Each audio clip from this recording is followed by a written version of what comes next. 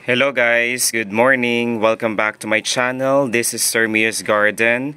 Welcome to my mini paradise. And for today's update and for today's video is I just want to share with you, ibabahagi ko po ang naging matagumpay na pagpaparami ko ng isa sa mga rarest variety kind ng Syngonium. Ito po yung tinatawag na Syngonium wendlandi. Bagamat napaka-liliit lamang po ng kanyang dahon, kapansin-pansin po na napaka-stunning, striking ng kanyang appearance. By the way po, lahat po ng mga varieties, kinds, types, and cultivars ng Syngonium plant is napaparami po sa pamamagitan po ng stem cutting. Yes po, pumili po tayo ng tangkay. Be sure po na ang tangkay po is old or mature enough para po ready na po yun sa ating propagation. At ang haba or measurement or length ng ating stem cutting is ranging from 3 to 5 inches and directly plant that stem cut in fast draining and absorbing na lupa or soil. Wag na wag po tayong gagamit ng lupa na hindi madaling nasisipsip ang tubig nito dahil puwan po iyon sa water stagnant na siyang nagiging dahilan or cause ng mabilisang pagkabulok ng ating mga propagated na halaman, especially ng stem cutting propagation.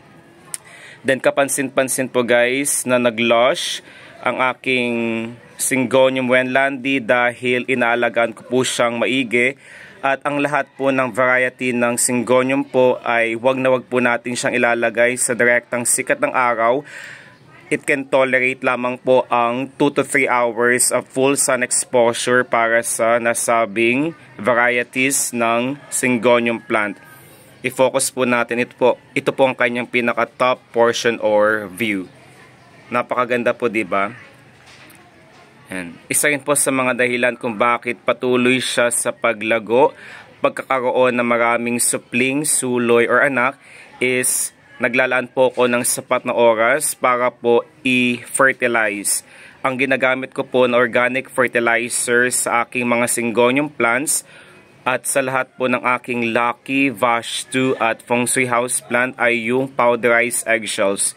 Kung magluluto po tayo ng putahe na maitlog, yung pinagbalatan po yung eggshells po ay wag na wag po nating itatapon. Napakayaman po nun sa calcium content na siyang nagsisilbing medium or whey para mas lalong lumabas ang variegation ng ating mga variegated na Syngonium plant at ng ating mga Lucky Feng Shui house plant. Yes po, dahil ang calcium content ng powderized eggshells po, yun po ang nakakatulong din po para maging fertile, buwaghag ang lupa na ating gagamitin.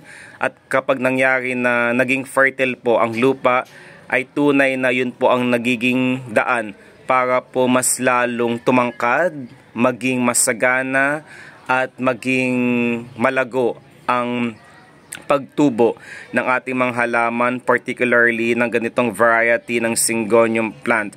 At yung propagation po is wag na wag po natin siyang ilalagay sa direct sunlight. Pumili po tayo ng isang portion or lokasyon sa ating bahay na mahalumigmig or humid or moist po. Kasi kapag labis po ang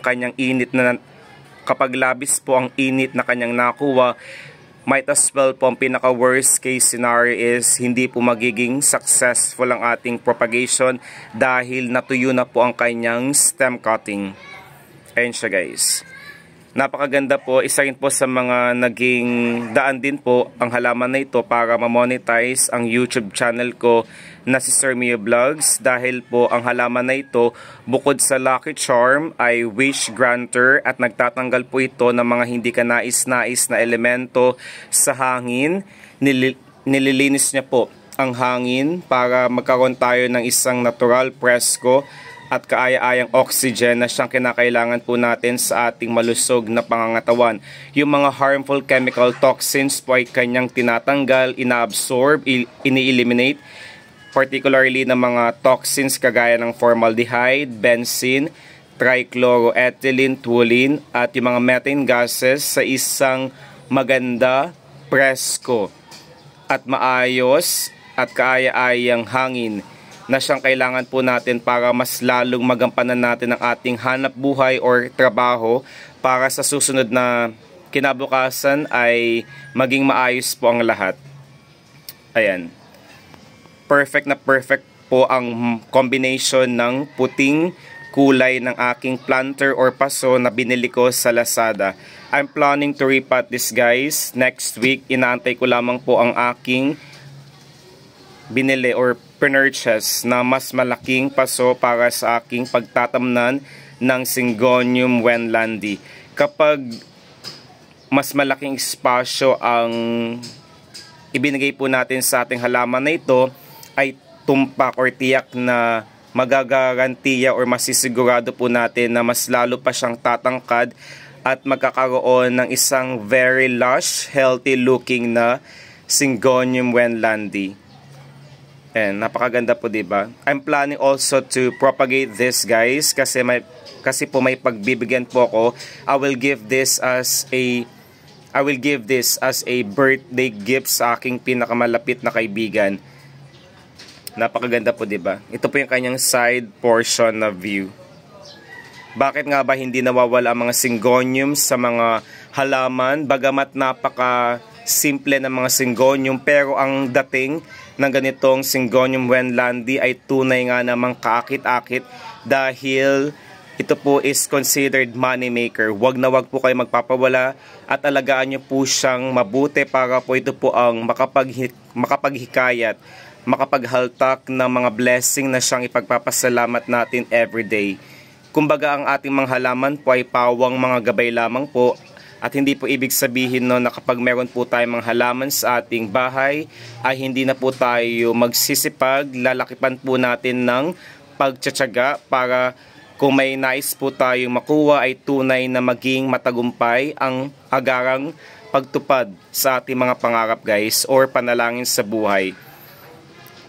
Yan. Sila pong mga halaman pong tutulong para po maging maginhawa, maaluwan ng ating buhay dahil tinatanggal po nila ang mga not so good vibration, yung mga palipad hangin, kulam, yung mga masasabi kong enerhiya na hindi maganda, negatibo ay kanyang tinatanggal at ini-eliminate.